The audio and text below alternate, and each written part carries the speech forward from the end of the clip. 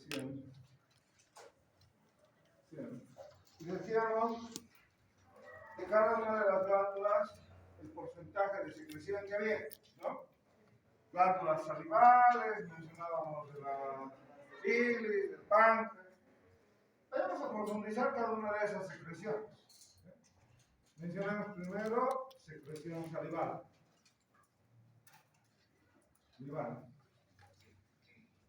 La saliva tiene dos tipos de secreciones, una secreción sedosa y una secreción mucosa. Decimos, la que presenta la secreción sedosa tiene la tialina. La tialina es una alfa-amilasa. Que empieza la degradación de los hidratos de carbono. Tenemos la secreción mucosa que libera mucina. Gaitón me dice, hay glándulas, por ejemplo, la glándula parótida. La glándula parótida es específicamente una glándula salival serosa. La parótida es una glándula salival serosa.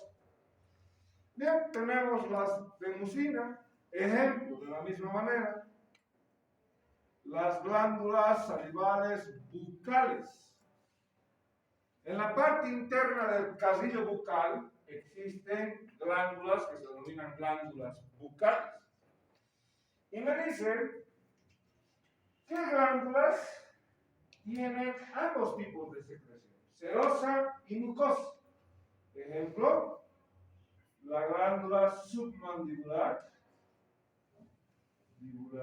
submandibular, y las glándulas sublinguales. ¿Está bien? Entonces, ¿qué tipo de glándulas tienen secreción mixta? Puede ser la pregunta. Las glándulas submandibulares y sublinguales. ¿Cuáles glándulas secretan solamente una secreción serosa? La glándula parótida. ¿Cuál secreta solamente una secreción mucosa? Las glándulas bucales. ¿Está? Bueno. Mencionamos que las glándulas salivales están formadas por estos que se llaman acinos. Estos van a ser acinos. Y estos van a ser los túbulos. Muy bien. Cuando mencionaban en anatomía la glándula parótida, recuerden que vamos a mencionar el conducto parótido, el conducto de Steno, porque en pasa anatomía también un conducto que lleva la secreción salival. Es un túbulo como tal. Me dice que ejemplifica qué? Ejemplifica la secreción de la glándula submandibular, que es mixta, serosa y mucosa. Y me dice, primero, tiene una secreción primaria, ahora sí, que contiene lo siguiente, secreción primaria que contiene tialina, contiene mucina, contiene características como sodio, cloro, potasio. Entonces ahí está la secreción primaria. ¿Por qué me dice que hay una secreción primaria y una secreción secundaria? Acá me va a decir que existe una secreción secundaria. De los acinos viene la secreción primaria. Primaria. Muy bien, la secreción primaria. Que tiene todos estos que hemos mencionado. Tialina, mucina, cloro, sodio, potasio. Y ahora, un concepto de investigación muy profundo. todos los conductos en el cuerpo tienen una función, ¿no? Todos los conductos en el cuerpo tienen una función. ¿Se atribuye al conducto deferente? Absorción de testosterona. Se atribuye a la trompa tubárica uterina, absorción de estrógeno. Se atribuye a los túbulos un mecanismo de reabsorción. Entonces, ¿qué característica con el mecanismo de reabsorción? Acá se va a reabsorber sodio. Se excreta potasio. En los túbulos, entonces, se empieza la reabsorción de sodio y se excreta potasio. Eso hace que el túbulo tenga una carga negativa, dice Gay. ¿Cuál va a ser la carga? Menos 70 milivoltios. Por esta absorción de sodio y por la excreción de potasio. ¿Estamos? Bueno. Dice, esta carga negativa hace que se pueda reabsorber también cloro. La carga negativa del túbulo hace que se pueda reabsorber cloro. Y cuando se reabsorbe cloro, dice, cuando se reabsorbe cloro, se excreta bicarbonato, HCO. Uno con uno, otro con otro. Sodio con el potasio, el cloro con el bicarbonato. Se reabsorbe cloro y se excreta potasio. Se ha reabsorbido sodio y se está excretando potasio. ¿Estamos claros? Sodio por potasio, cloro por bicarbonato. Y me dice, en la secreción secundaria, el sodio y el cloro apenas llegan a concentraciones de 15 miliequivalentes por litro. En la secreción secundaria, el sodio y el cloro, por la reabsorción que sufren estos dos electrolitos, solo llegan a 15 miliequivalentes. Las características del potasio llegan hasta 30 miliequivalentes por litro. 30 miliequivalentes por litro. Entonces, se ha reabsorbido sodio y la saliva, de manera normal, su saliva, si analizamos ahorita su saliva, tendría que tener 15 miliequivalentes, ¿sí?, de sodio. Si analizo su saliva, tendría que tener 30 miliequivalentes de potasio. Si analizo su saliva, ahora HCO3 tendría que tener entre 50 y 60 miliequivalentes por litro. Si analizo su saliva, esto es lo normal. ¿Estamos claros hasta ahí? Entonces, hay una secreción primaria. Pasa por el túbulo, este conducto parotidio, los conductos de la glándula submandibular, los conductos de la glándula sublingual, y dichos conductos tienen una función, que no solo es la de transportar, como se creía, ¿sí? Muchos conductos tienen una función más allá.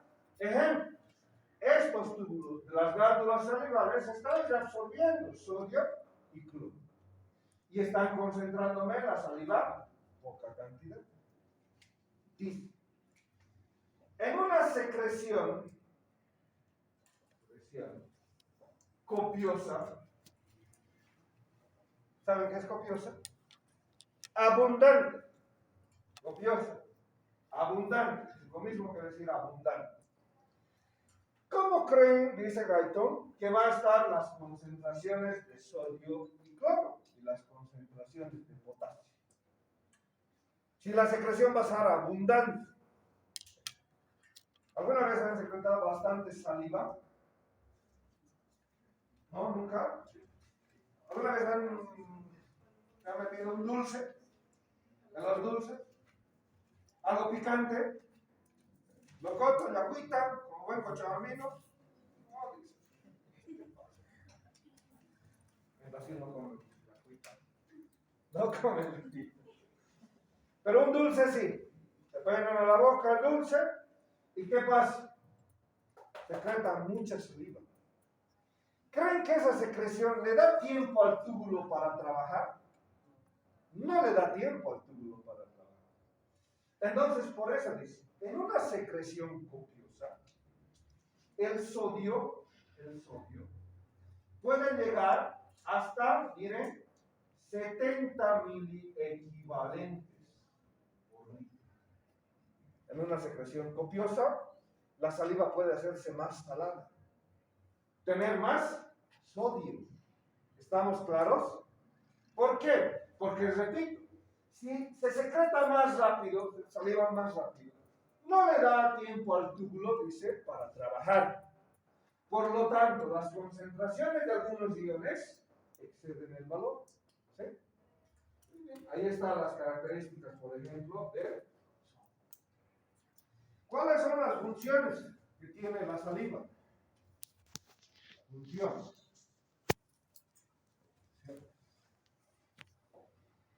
Muy bien. La saliva permite el flujo y con el flujo la limpieza. ¿La limpieza de qué? De la cavidad bucal. Constantemente se produce saliva y la saliva, incluso cuando duerme, ¿no? Y cuando duerme, ¿qué hace la saliva? Retira los restos de partículas de alimento. ¿Y esto es una limpieza o no? Porque le va a prohibir a diferentes microorganismos tener sustratos para convertirlos en sus nutrientes, ¿no? Entonces, ¿qué recomienda el dentista? Pues hay que cepillarse para no darle sustratos a los microorganismos y no producir la caries. Bien, la saliva también tiene anticuerpos.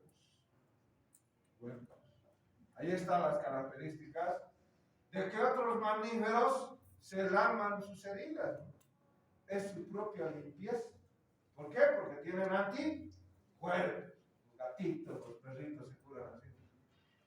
Pero la saliva tiene iones tiosinato, que perforan la membrana de la bacteria. Tiene enzimas proteolíticas, que de la misma manera perfora la membrana de las bacterias. ¿Estamos? Las funciones de la saliva: limpieza, anticuerpos, iones tiosinato y enzimas proteolíticas que perforan a los microorganismos.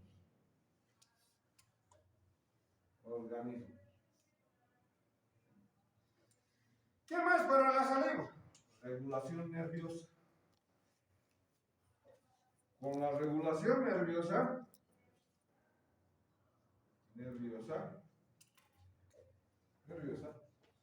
vamos y graficamos otra característica. Mencionamos entonces un centro de control. El hipotálamo es el centro de control del hambre, ¿no? Y del apetito. Acá, pero, ¿por qué me interesa el hipotálamo? Acá vamos y mencionamos eso. Primero, el puente o protuberancia. Dice, entre el puente y protuberancia encontramos minúcleos salivatorios, ¿recuerdan? ¿A quién van a recordar? A González, neuroanatomía de González. Entonces, acá está mi núcleo salivatorio superior.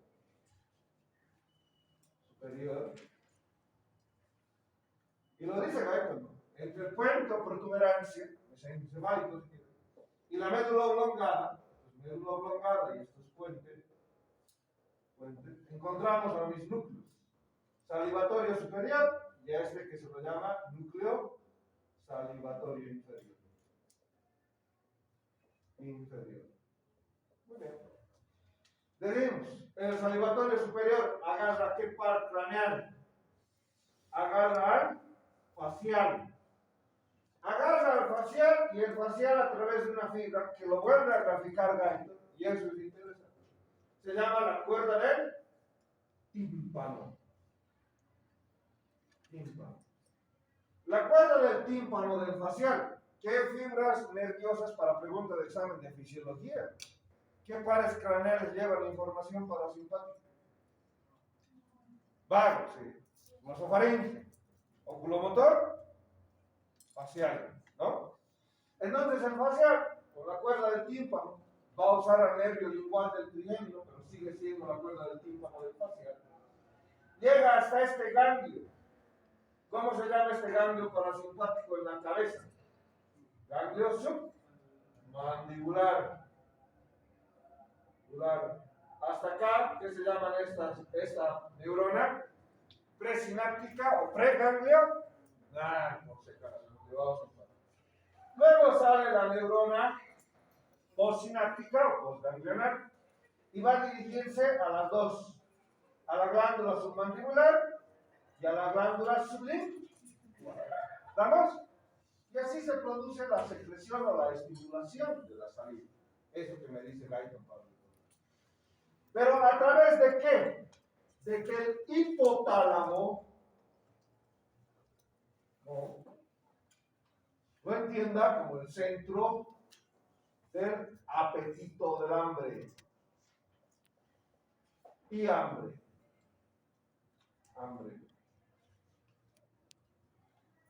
¿Por qué es importante entender que el hipotálamo, y son dos términos distintos, apetito de hambre y hambre? Hambre es cantidad de alimento. Apetito es el gusto por un alimento, ¿no? Diferente. Cantidad de gusto por un alimento. Muy bien, entonces el hipotálamo es el responsable, pues, de mandar información a los núcleos salivatorios y producir la salivación.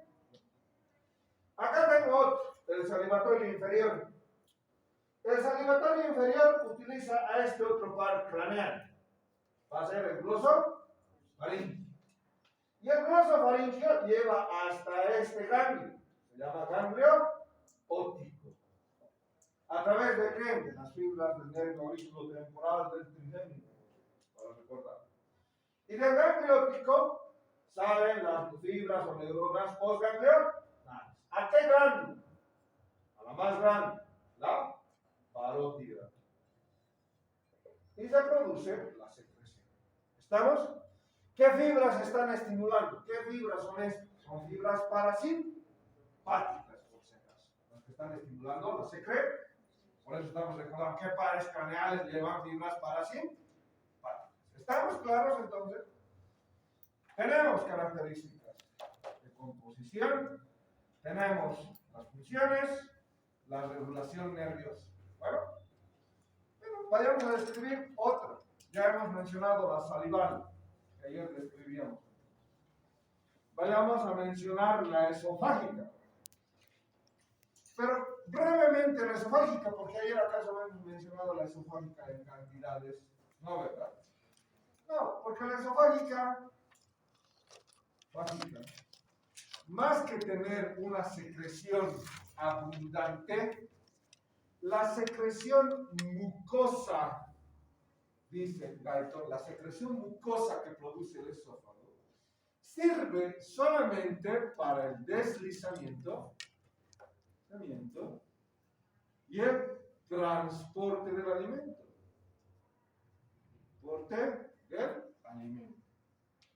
Dice, hay dos tipos de glándulas mucosas, simples y complejas. Las complejas se encuentran cerca del esfínter esofágico inferior y secretan mayor cantidad de moco. ¿Por qué creen que cerca del esfínter esofágico inferior? Porque muchas veces cuando este se abre, puede estar sometido a un reflujo. Y en el estómago, ¿qué tenemos? Tenemos un pH ácido, ¿no? Entonces, ¿qué ideal que Dios haya creado? Glándulas mucosas complejas, cerca del esfínter esofágico inferior, para que ese pequeño reflujo no altere ni afecte la estructura esofágica. ¿Estamos? ¿Cuándo va a alterar? En situaciones fisiopatológicas. Bulimia, anorexia, cuando el paciente se induzca alteraciones o sean producto de infecciones. Entonces ahí vamos a tener esa alteración. Vamos con otra. Acá nos vamos a detener la secreción gástrica. Gástrica. Entonces, a nivel de la secreción gástrica, vamos a hablar de tipos de glándulas. Menciono las glándulas, por si acaso, oxínticas, y menciono las glándulas pilóricas. ¿Qué me dice de las glándulas oxínticas, Gaito? Representan el 80% de las glándulas en el estómago. ¿Qué me dice de las glándulas pilóricas? Representa el 20% de las glándulas en el estómago. Y si dibujamos un estómago, brevemente, dibujamos un estómago, ¿qué nos dice? En el fondo y en el cuerpo estarán estas glándulas oxínticas. En el fondo y en el cuerpo estarán estas glándulas oxínticas. Y en el píloro estarán estas glándulas pilóricas. ¿Estamos claros? ¿Sí? Bueno, sigamos desglosando. ¿Qué me dice de las glándulas oxínticas? Vayamos a mencionar allá qué me dice de las glándulas oxínticas. Las glándulas oxínticas están compuestas por diferentes células. Vayamos a describir cada una de las células y sus funciones. Me dicen las glándulas oxínticas, que son las de mayor distribución en el estómago, tienen diferentes células. Células de la mucosa, en la porción del cuello. Células parietales y células principales. Me dice, la mucosa del cuello no hay mucha historia, porque van a producir moco. Su principal producción de las células de la mucosa del cuello es moco. ¿Dónde nos vamos a detener? En las células parietales. Y vamos a hacer lo mismo que Guyton me describe. Me describe una célula parietal. Me grafica una célula parietal y me dice, esta es mi célula parietal. Esta es mi célula parietal. Y me dice, esta es la luz. ¿La luz qué? La luz intestinal, la luz del túbulo, si quieren. Y acá es la porción del intersticio. Hay una porción del intersticio. Me dice, toda la secreción de las células parietales empieza con una sustancia básica. Agua. ¿Okay? Entonces, a partir del agua, nosotros vamos a ver las siguientes divisiones. El agua se puede dividir a un ion hidroxilo y otro ion de hidrógeno. Un ion de hidroxilo y otro de hidrógeno. ¿Estamos? Con la división del agua. Muy bien. Estos iones de hidrógeno van a salir en este sentido. Van a salir los iones de hidrógeno. Aguarden un momentito, ¿quieren? Ya. Entonces, ¿qué va a existir para que salga el hidrógeno? De la luz del túbulo va a venir potasio. Entonces se va a intercambiar iones hidrógeno a la luz del túbulo por iones potasio. Acá vamos a tener una bomba. La voy a poner en asterisco. Esa bomba va a ser la bomba hidrógeno-potasio ATPasa. Hidrógeno-potasio ATPasa. Entonces ahí tenemos una bomba que permite dicha difusión. Ahora, del intersticio puede venir el dióxido de carbono. Puede venir en este sentido, y también nosotros tenemos dióxido de carbono en este sentido. ¿Cómo qué? Como producto del desecho celular, ¿sí? ¿Produce o no produce el dióxido de carbono? Cuando ustedes vean a esta célula, hay otra imagen en su libro también bien bonita, donde muestra, ¿no?, la porción de las glándulas oxínticas. Acá me muestran las células del cuello, acá me muestran las células parietales y acá me muestran las células principales. Y cuando me muestra una célula parietal y lo grafica, una célula parietal tiene más o menos esta forma. Esta es la forma de una célula parietal, la grafica de esta manera. Y estas son las funciones tubulares. Lo más llamativo de esa imagen que les tendría que llamar la atención es lo que ayer decíamos. ¿Qué necesitamos en una célula para la secreción? Necesitamos nutrientes, ATP, pero esa célula que tiene hartas mitocondrias. Porque dice, para producir la secreción, la célula parietal, prácticamente al día gasta 1500 calorías. Entonces, todas las células parietales necesitan mucha energía para producir su secreción.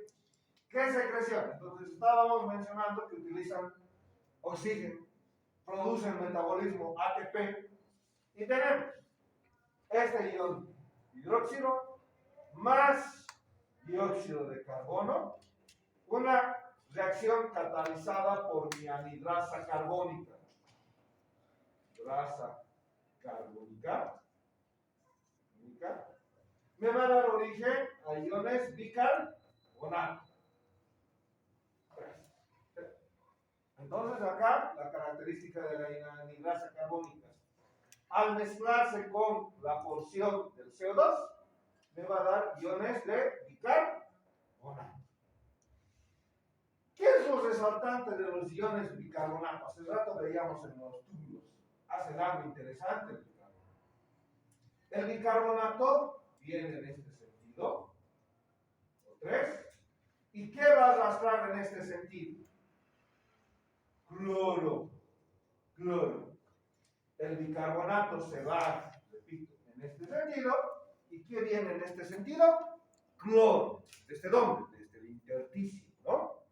Entonces ahí radica la importancia de saber cómo se ha formado el bicarbonato, ¿sí?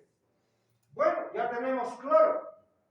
Este cloro va a pasar por unos canales que se llaman canales de cloro, justamente. Acá vamos a tener los canales de cloro. Y es así como tenemos cloro e hidrógeno. Ambos van a tener una reacción, dice Guyton, en la luz del túbulo, que permita su interacción y tengamos esto. ¿Esto qué es? Ácido clorhídrico. ¿Sí? Hemos visto cómo han llegado los iones hidrógeno y cómo han llegado los iones de... ¿Estamos? ¿Me dice? Porque la secreción gástrica formar el ácido clorhídrico. No solo es ácido clorhídrico, también es agua, ¿no? Entonces, me dice, el agua va a pasar por ósmosis. De un lugar de mayor concentración a uno en teoría de menor concentración. Y a mí voy a tener esto en la luz del túnel. El ácido clorhídrico con su secreción. ¿Cuánto aproximadamente hemos dicho por eso DNL se produce? 1500 ml en el estómago de secreción gástrica. Entonces acá entendemos cómo se ha formado el cloro y de dónde ha venido el agua. ¿Estamos claros con eso? ¿Sí? Bueno. Podemos entender que hacen, además de producir ácido clorhídrico, acá se lo vamos a poner, producen ácido clorhídrico. Podemos entender de esa manera. Todo a raíz del agua, ¿no? Todo a raíz del agua. ¿Qué más producen las células parietales? produce el factor intrínseco. Factor intrínseco. ¿Qué característica del factor intrínseco? ¿Para qué sirve? La absorción de vitamina B12. Me permite la absorción de vitamina ¿qué?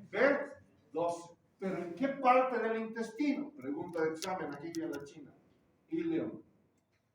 En el ileo se va a absorber la B12. ¿Sí? Entonces, ya se ha secretado el factor intrínseco y va a permitir la absorción de la vitamina B12 a nivel del ileo. Bueno, tenemos otras células. Se llaman mis células principales. ¿Sí? ¿Qué van a producir mis células antes, para irnos a las células de una vez principales? Hay otras células, se llaman enterocromafines. Células enterocromafines. ¿Por qué estoy mencionando a las células enterocromafines? Pues antes de mencionar a las principales. Porque las enterocromafines producen una sustancia muy importante. Se llama histamina. Las células enterocromafines funcionan y producen histamina. ¿Para qué sirve la histamina? La histamina permite la secreción del ácido clorhídrico por parte de las células parietales. He ahí su reimportancia de las células enterocromafines. ¿Sí? Entonces, las células enterocromafines producen histamina. La histamina produce la secreción de mis células parietales. Y así comprendo cómo es que actúa una familia de medicamentos. La ranitidina. ¿Qué creen que hace la ranitidina? La ranitidina bloquea, es un bloqueador H2 selectivo, bloquea la liberación de la histamina por las células enterocromafines. Eso hace la ranitidina, ¿no? Y si bloquea la liberación de la histamina, ¿voy a tener o no ácido clorhídrico? No voy a tener, ¿no? Y así voy a tratar y voy a ayudar a mi paciente. ¿Estoy claro? Muy bien. Esto es mi bomba o la bomba de hidrógeno, potasio, ATP. Hay otro medicamento que bloquea esta bomba. Es el omeprazol y toda la familia de los bloqueadores de la liberación de hidrógeno, de la bomba de hidrógeno. ¿Estamos claros? Aquí actúa omeprazol y aquí actúa ranitidina. ¿Estamos claros? Y si no hay hidrógeno, ¿voy a tener ácido clorhídrico? No voy a tener ácido clorhídrico, ¿verdad? Bien, eso. La ranitidina tiene una vida media corta. 6 horas dura. El omeprazol, ¿cuánto dura? 24 horas. Por si acaso, vida media del omeprazol. Le dan omeprazol y ese paciente no va a producir hidrogeniones por 24 horas. ¿Estamos claros? ¿Cómo funcionan los medicamentos entonces? ¿Para qué están llevando fisiología? Las células principales liberan una sustancia, es el pepsinógeno. El pepsinógeno necesita un medio ácido para activarse. Necesita el pH que produce el ácido clorhídrico. ¿Cuál es el pH que produce el ácido clorhídrico? ¿Creen? El pH que produce es de 0.8. Y luego, después de los túbulos, con la mezcla en la mucosa, el pH alcanzará, como dice Gaetón, entre 1 a 3. Pero en la luz del túbulo, 0.8, porque es ahí donde se ha producido el ácido clorhídrico. Y luego, con la mezcla de la mucosa, alcanza el 1, de 1 a 3 el pH. Gástrico. El pepsinógeno, repito, necesita entonces un pH ácido. ¿Para qué necesita ese pH ácido? Para activarse, porque esta es la forma inactiva. Pepsina. Se activa pepsina y la pepsina empieza, o es la primera sustancia para la degradación de proteínas. De proteínas. La primera sustancia para la degradación de proteínas. ¿Quiénes estimulan la secreción gástrica entonces? ¿Quiénes estimulan la secreción gástrica? Número 1, histamina. Número 2, gastrina. Número 3, y uno importante, acetilcolina, ACTH. ¿Y de dónde la ACTH para la estimulación gástrica? De las fibras parasimpáticas. Parasimpáticas. Es así que Guyton les resalta un punto. Las personas sometidas a tensiones emocionales,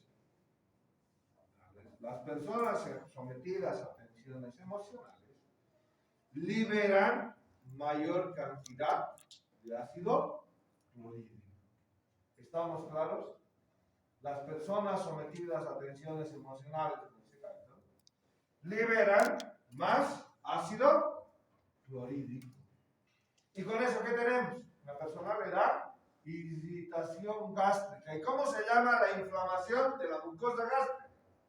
Gastritis. ¿Sí? Entonces, además de tener estas glándulas, ¿dónde están? Las gástricas tenían las glándulas oxínticas y las glándulas pilóricas. Además de las glándulas oxínticas y pilóricas, tienen glándulas mucosas. Glándulas mucosas, por cierto. Y esas glándulas mucosas protegen al estómago. Generan estas glándulas mucosas, dice, una capa de 1 milímetro de espesor. Las glándulas mucosas en el estómago generan una capa de 1 milímetro de moco. ¿Para qué? Para protegerlo del ácido clorhídrico. Pero si imagínense con constantes tensiones emocionales, esa persona, ¿qué va a pasar? Su gastritis es una úlcera. ¿Por qué? Por la irritación gástrica. Entonces estamos entendiendo que el sistema parasimpático también influye en esta situación. Es lo mismo que cuando hemos llevado el estrés. Hemos dicho de estrés. Hemos ido mencionando diferentes factores que van a producir el estrés. Elevación de la presión arterial, elevación de la frecuencia cardíaca y aumento de los factores de coagulación. Entonces, una persona que está sometida a estrés puede o no tener una embolia. Sí, ¿verdad? Entonces van a deducirme eso en el caso que les ponga en su examen. Ahí está, entonces, una capa de 1 milímetro. Y decíamos las glándulas pilóricas. Hasta acá hemos descrito ¿qué? Las glándulas oxínticas. Y hemos mencionado características de estimulación gástrica. Mencionamos, como lo hace Guyton, después menciona obviamente a estas otras glándulas, se llaman glándulas pilóricas. ¿Qué hay en las glándulas pilóricas? Hay las células G. ¿Qué producen las células G? Gastrina. Entonces, en las glándulas pilóricas existen mis células G que están produciendo gastrina, por cierto. Entonces, ya hemos descrito las características de función a nivel del estómago. Pero, ¿qué pasa con las fases de secreción gástrica? Me dice, para que el estómago pueda liberar su contenido, tiene fases. ¿Cuáles van a ser las fases de liberación gástrica? Liberación de contenido o liberación o secreción, si quieren. Liberación o secreción gástrica. ¿Cuáles van a ser las fases de liberación o secreción gástrica? Tenemos una primera fase, se llama la fase cefálica. Tenemos la fase cefálica. Tenemos la fase gástrica. Y tenemos 3, la fase intestinal. ¿Cómo funciona esto? La fase cefálica está relacionada con el hipotálamo.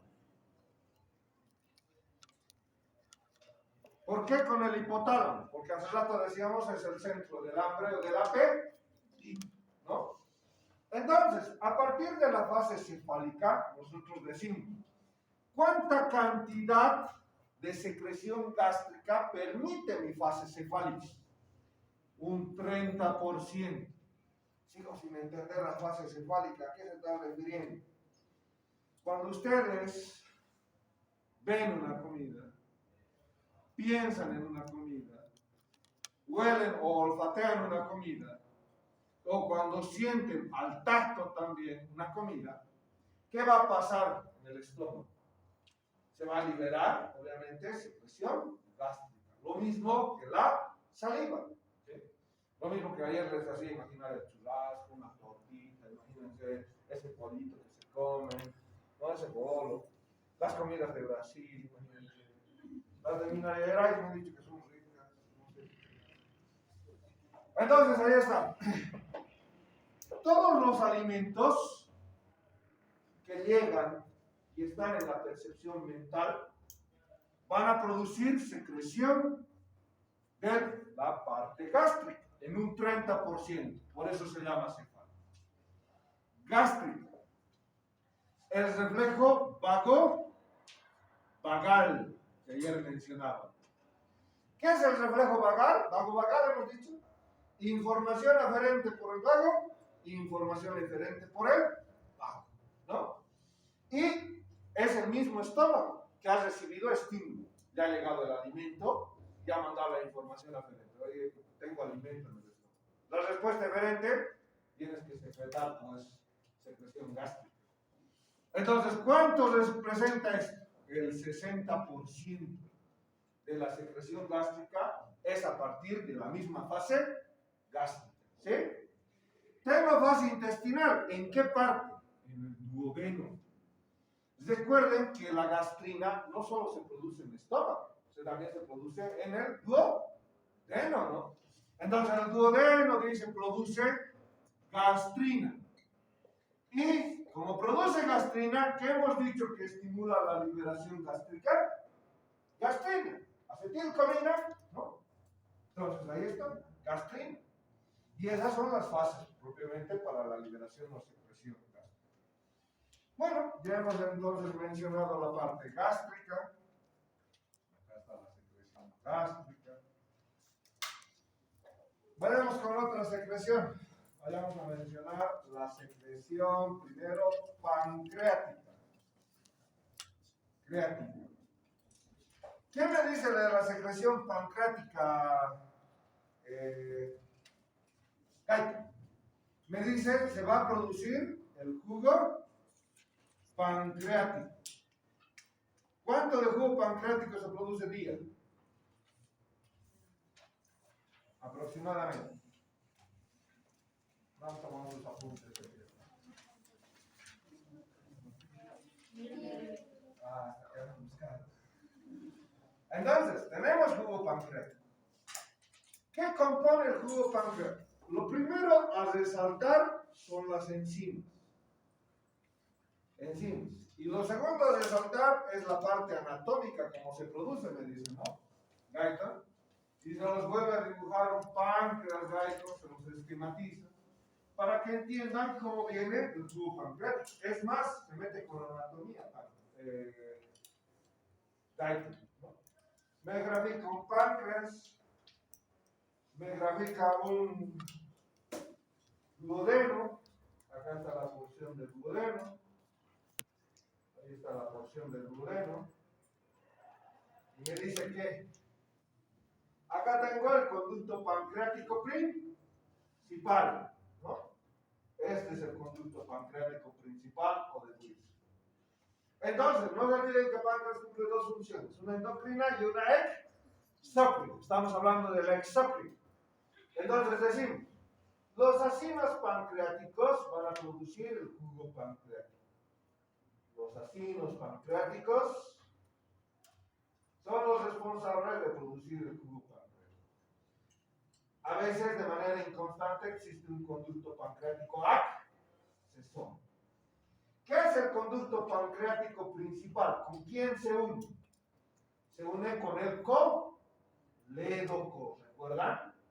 Acá se va a unir el colédoco y el conducto pancreático principal. Repito, con azul, ¿qué es? Colédoco. Muy bien, se unen anatómicamente, me dice. ¿Cómo se llama esta dilatación? La ampolla hepatopancreática o de Vatel. No vuelvo a mencionar. Y me dice acá está la papila duodenal mayor. Y ahí viene la secreción. ¿De qué? De bilis y del jugo pancreático, por cierto. De bilis y del jugo pancreático. Muy bien, la parte anatómica ya la he recordado. Entonces digo, el jugo pancreático tiene enzimas. ¿Cuáles son las enzimas? Tripsina, quimiotripsina, tripsina. Entonces, de estos, ¿cuál es el más resaltante? ¿Cuál es el que en mayor cantidad se produce? La tripsina. ¿Qué va a producir la tripsina? La degradación de proteínas. Su finalidad está presente para la degradación, igualmente que la quimiotripsina, los dos.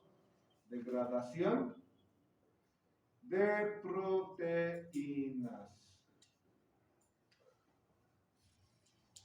Carboxilpeptidasa.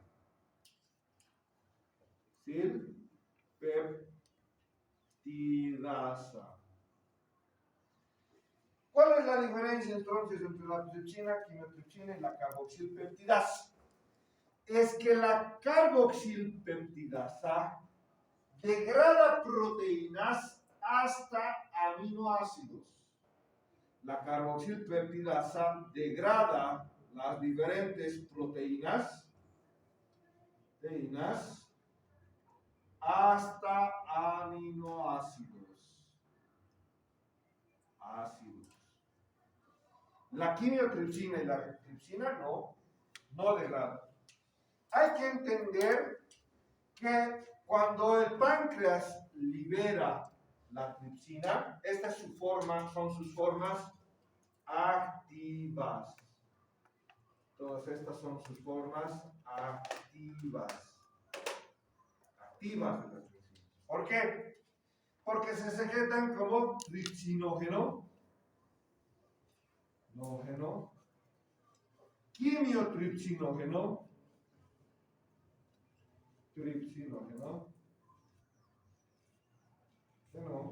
quimiotripsinógeno y precarboxilpeptidasa.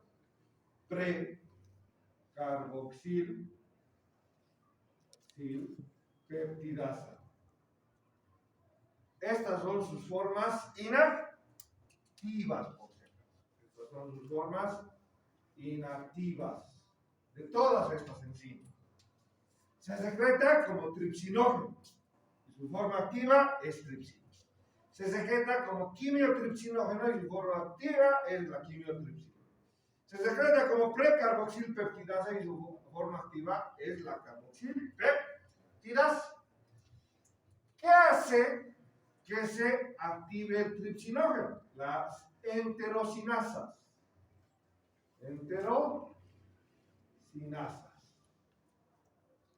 Las enterosinasas hacen que se activen a tripsina. ¿Estamos claros hasta ese punto? ¿Sí? Que necesitan la enterosinasa para activar a la tripsina. Un primer mecanismo de seguridad que hay en nuestro cuerpo.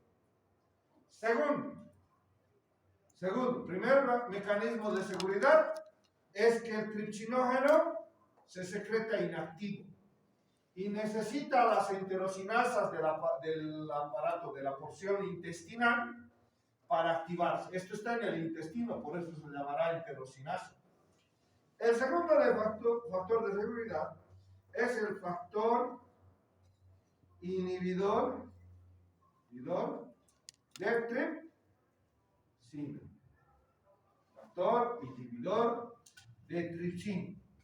Primer mecanismo de seguridad, la activación con las enterocinasas. Y segundo, que hay un factor inhibidor de la tripsina. Gaito me dice, ¿por qué? ¿Por qué le hemos hecho a la tripsina con factores de seguridad? Dice, ya que es una enzima proteolítica, ¿sí? La tripsina es una enzima proteolítica, degrada proteínas. Si se activa dentro del páncreas, puede destruir al páncreas, ¿no? Porque ¿de qué están hechas nuestras células?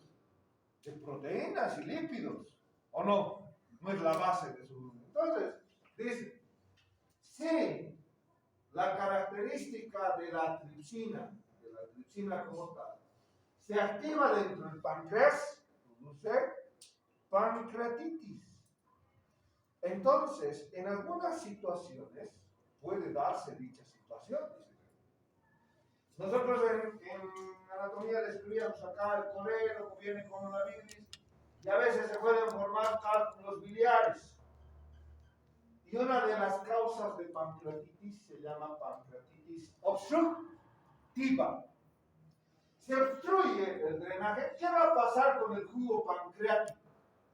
Se va a seguir produciendo tripsina. Se va a seguir produciendo jugo pancreático.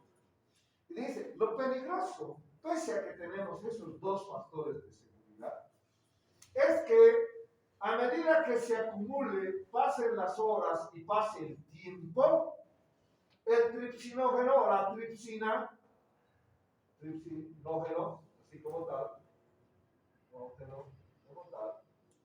pueda volver a su fase activa por la cantidad de tripsinógeno que se acumule en el páncreas. A mayor tripsinógeno, mayor probabilidad de activarlo a tripsina. ¿Estamos? Por cantidad, por acumulación, Gaito me dice que el tripsinógeno puede pasar a su fase activa. Y ese es el mecanismo para explicar pancreatitis. ¿Y qué encontramos en la pancreatitis? Liquefacción, destrucción del páncreas. ¿Sí? Empieza un proceso de destrucción, degeneración y daño en el páncreas. ¿Estamos claros? Bueno, tenemos estas enzimas para la degradación de proteínas. Tenemos otras. La amilasa. ¿Para qué me servirá la amilasa? Para la degradación de carbohidratos. Carbohidratos. Y volverlos los carbohidratos más complejos, como los polisacáridos, en disacáridos. Convertir muchos polisacáridos en moléculas más simples, como disacáridos. ¿Bien? ¿Qué más? No me quedo con amilasa, solamente menciono la lipasa. ¿Qué hace la lipasa? Hidroxila ácidos grasos. Hidroxila ácidos grasos. Tengo otra, colesterolasa.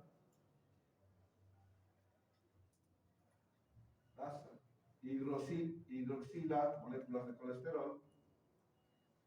Sí, las moléculas de colesterol. Fosfolipasa, por ejemplo. Otra. Fosfolipasa. ¿Qué va a hidroxilar? Fosfolípidos. Sí, la fosfolípidos. Entonces ahí tengo la importancia de algunas enzimas pancreáticas. Pero el jugo pancreático no solamente está formado de enzimas. Dice Gaeton, además de las enzimas que acabamos de mencionar, existen iones bicarbonato.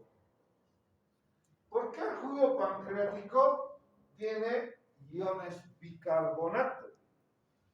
Para neutralizar la secreción ácida que viene con el quimo. Acá el quimo viene con el ácido clorhídrico. Y tengo que neutralizar dicha secreción. ¿Cómo? Con los iones bicarbonato en el jugo pancreático. ¿Estamos claros hasta ahí? Con iones bicarbonato en el jugo pancreático. Muy bien, el jugo pancreático de la misma manera tiene fases igual que el estómago. ¿Cuáles son las fases para la secreción pancreática?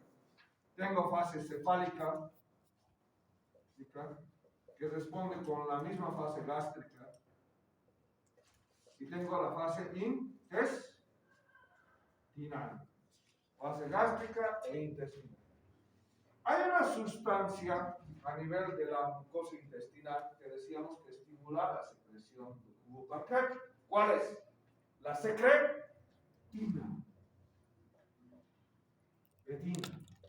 La secretina producida en duodeno, yeyuno, es la que va a estimular la secreción pancreática. ¿En qué fase?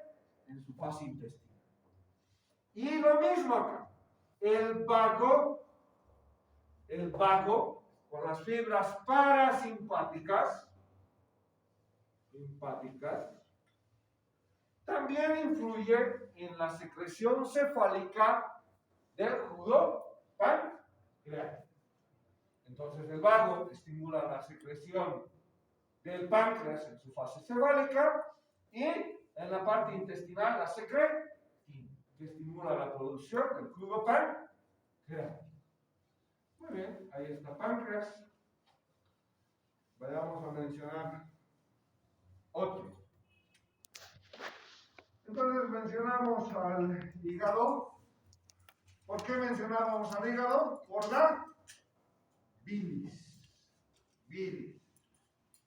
Entonces lo mismo que lo que ha hecho con páncreas, me va a describir Guyton. ¿Qué va a describir en relación lo mismo que páncreas? Me dice cómo el hígado se ha producido. La bilis. Primero mencionamos los canalículos. Los canalículos van a ir a conductos terminales. Conductos terminales. Esto según Guyton, por cierto. Y los conductos terminales desembocan en estos dos conductos. Conductos terminales en el conducto hepático derecho y en el conducto hepático izquierdo. Los conductos terminales van a estos conductos. Conducto hepático del lado izquierdo y del lado derecho. Ambos conductos hepáticos se unen y forman este. Se llama conducto hepático común. El conducto hepático común se une con este otro conducto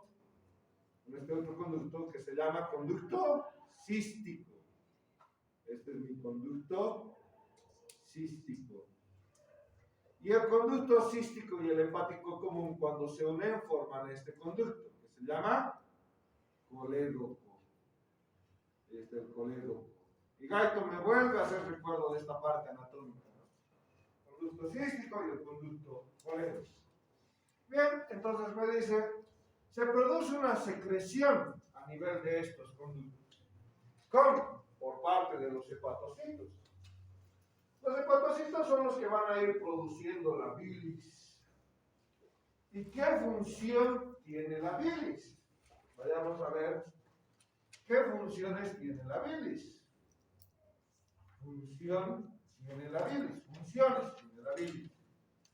¿Para qué producimos bilis? Cuidado que digan después, ve doctor, le ayudamos, ¿verdad? La excreción. ¿La excreción de qué? La excreción de diferentes sustancias, como medicamentos, alimentos, el exceso de colesterol, el exceso de colesterol, las sales biliares,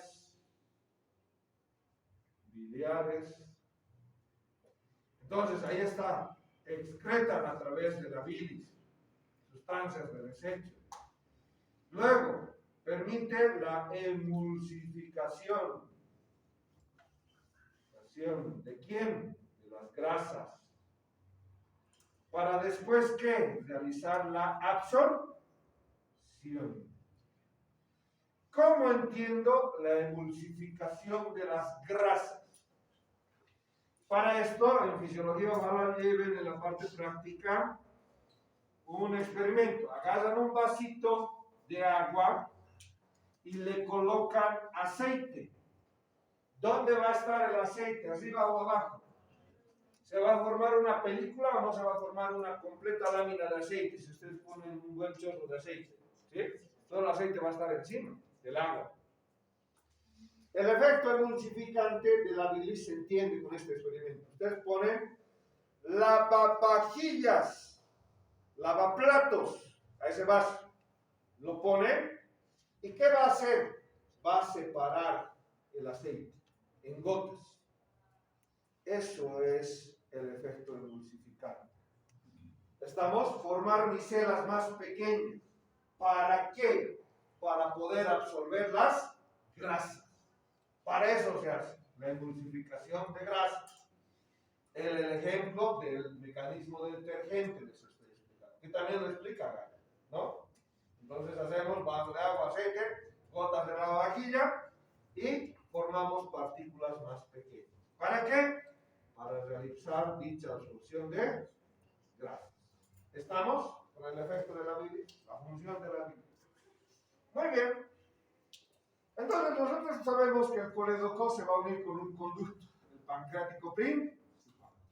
Y ambos van a drenar a esta porción, a la porción del duodeno. En el duodeno, que representa el duodeno. Y en duodeno, van a tener esta dilatación. Ahí está, esta papila. ¿Qué más me interesa de la bilis? Compuesto. ¿De qué está compuesta la bilis? Entonces, Galleton, bien bonito, me lo hace un recuadro de cómo está compuesta la bilis. La bilis tiene agua. La bilis tiene sales biliares. La bilis tiene bilirrubina. La bilis tiene calcio. La bilis tiene colesterol. La bilis tiene sodio. La bilis tiene potasio. Entonces estos son algunos de los compuestos de la bilis, la mayor parte de los compuestos de la bilis. Agua, sales biliares, bilirrubina. ¿De dónde viene la bilirrubina? De la degradación de la hemoglobina, ¿no?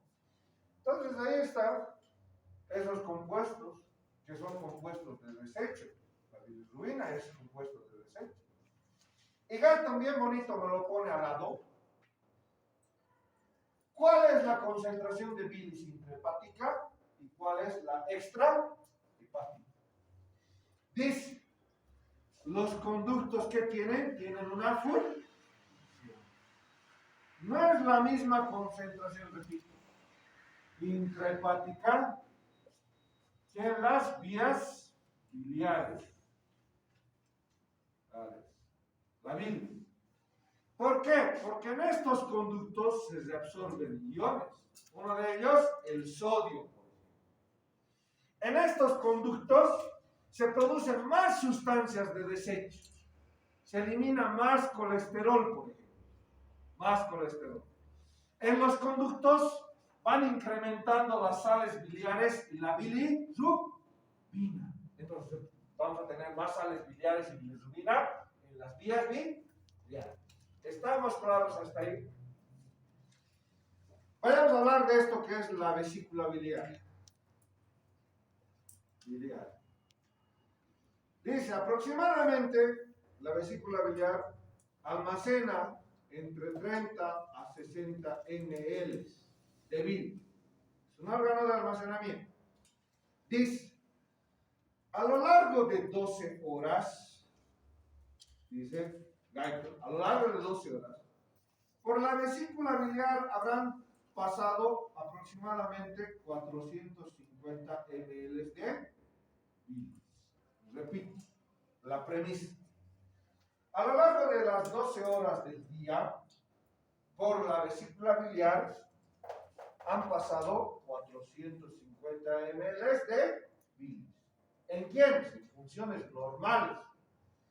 Porque hay personas que van a tener trastornos, uno, en la motilidad de la vesícula y en el compuesto de la bilis.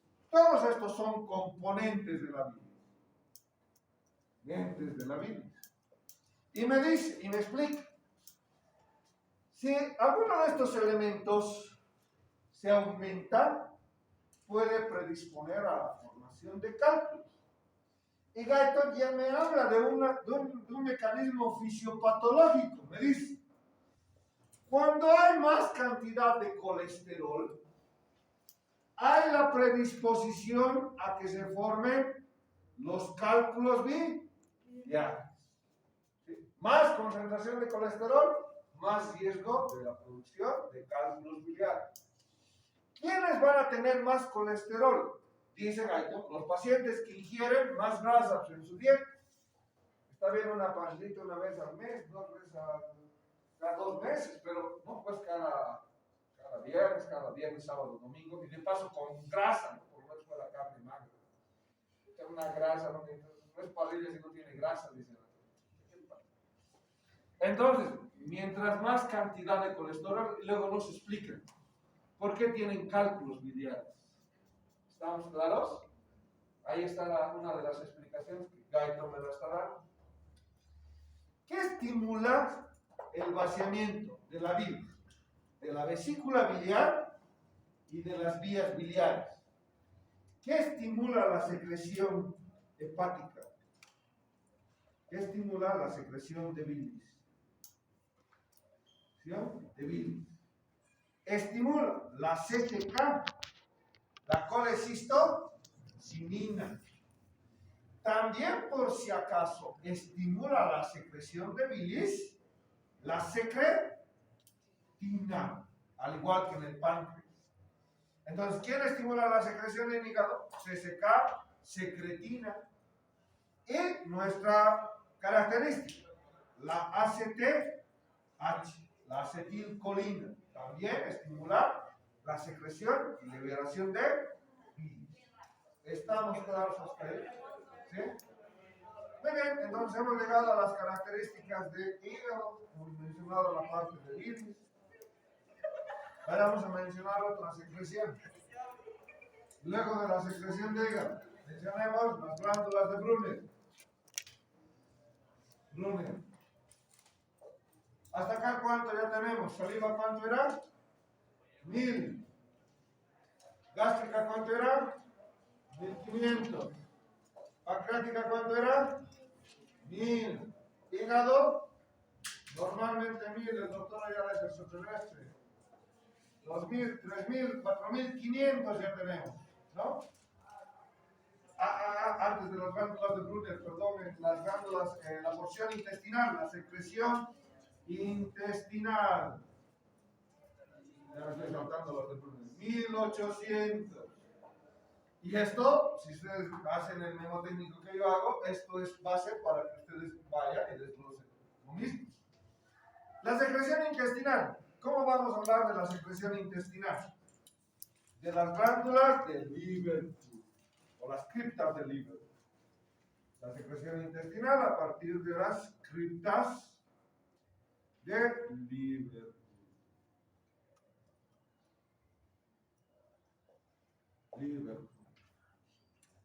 Entonces, ¿qué me dice Guyton en relación a las criptas de Liverpool? Me dice, dichas criptas van a producir moco. Pero también existen enzimas enzimas intestinales. ¿Cuáles van a ser enzimas intestinales? Vamos a tener, ¿qué hacía la amilasa, por ejemplo? La amilasa ha degradado los polisacáridos a disacáridos. Los disacáridos sí son algo absorbibles, pero mejor si son monosacáridos. Entonces vamos a tener disacaridasa en la porción intestinal. Vamos a tener lactasa, que me ayuda a absorber la lactosa. Lactasa vamos a tener. Son enzimas que están en las criptas de Liverpool. El órgano es la función, dice. Entonces, si la persona consume leche, va a producir su cuerpo lactasa. Pero si no consume leche, creen que va a producir lactasa. De acá a 40 años ya quieren tomar leche, les hace falta. Ya han llegado a la tercera edad, tienen 60 años. Ahí se siguen quieren tomar su vasito de leche. ¿Y qué pasa en esas personas? ¿A dónde les manda? Al baño. ¿No? Les da diarrea. ¿Por qué? Porque no tienen la enzima para degradar el disacárido, ¿no? Entonces, el órgano es la función. Si ustedes no consumen un alimento, mucho menos van a producir la enzima para degradar dicho alimento. Entonces, gran parte de la secreción a nivel de las criptas de Liverpool están acompañadas de características como enzimas y moco. Ahora sí vamos a las glándulas de Brunner. ¿Dónde están las glándulas de Brunner? A nivel del duodeno. ¿Cuánto producen las glándulas de Brunner? 200 ml. ¿200 ml de qué? De moco. Que permite el deslizamiento del alimento y proteger la mucosa. ¿Y por qué justo en el duodeno? Porque es el más expuesto, no al pH ácido gástrico. No es por eso. En el duodeno se han creado las glándulas de Brunner. Y para terminar, existe intestino grueso. ¿Cuánta cantidad de secreción produce intestino grueso? Eso, entonces en el colon 200 ml. ¿Qué pasa con esta secreción? De la misma manera es una secreción mucosa. ¿Para qué? También para el deslizamiento.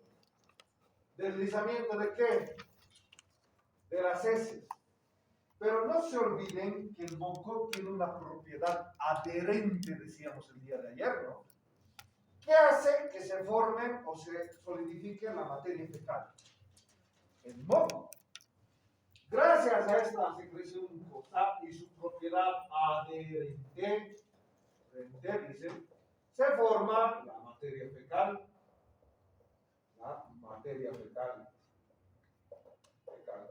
Porque si no hubiera moco, no hubiera una propiedad adherente que compacte el kilo que ha llegado al intestino grueso.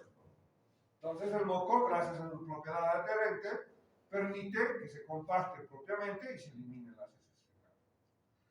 ¿Hasta acá alguna duda? ¿Alguna pregunta? Van a repasarlo, van a leerlo, y por si acaso. Eso es todo.